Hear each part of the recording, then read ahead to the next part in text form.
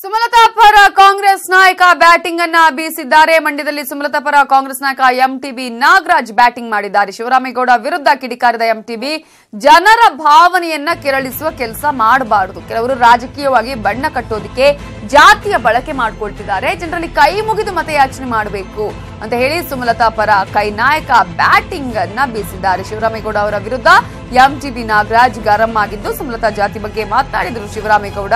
ಈ ಸಂದರ್ಭದಲ್ಲಿ ಎಂಟಿಬಿ ನಾಗರಾಜ್ ಜನರ ಭಾವನೆ ಕೆರಳಿಸುವ ಕೆಲಸ ಮಾಡಬಾರದು ಅಂತ ಹೇಳಿದ್ದಾರೆ.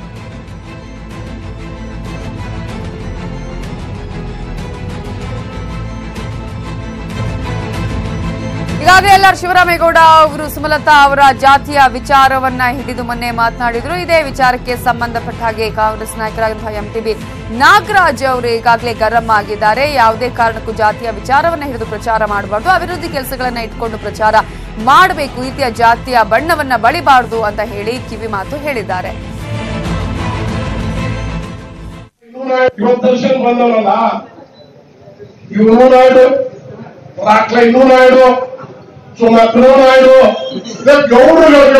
ಏನಾಗಬೇಕು ನಾಯ್ಡುಗಳ ಭಯನ ಮಂಡ್ಯ ಜಿಲ್ಲೆ ಬೆಂಗಳೂರಲ್ಲೆಲ್ಲ ಹೊಡ್ಸ್ಕೊಂಡ್ಬಿಟ್ಟಿದ್ದ ನಾಯ್ಡುಗಳು.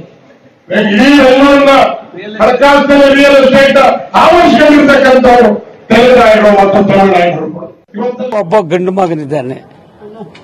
ಇಬ್ರು ವಿಲೀನ ಆದ್ಮೇಲೆ ಜಾತಿ ಆಯಮ್ಮನು ಗೌಡ್ರೆ ಆದ್ರು.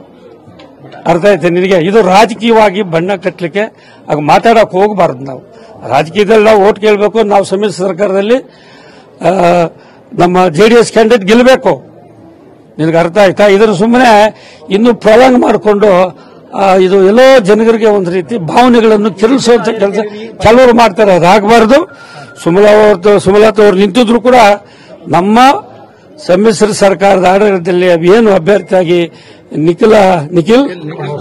ನಿಖಿಲ್ ಕುಮಾರ್ ನಿಂತಿದ್ದಾರೆ. ಕುಮಾರಸ್ವಾಮಿ ಮಗ ಅವರು ಖಂಡಿತವಾಗಿ ಗೆಲ್ತಾರೆ. ಜಾತಿ ಮುಖ್ಯ ಅಲ್ಲ. ಅಂಬರೀಷ್ ಯಾವ ಜಾತಿನಪ್ಪ? ಒಬ್ಬ ಗೌಡ್ರ ಜಾತಿನ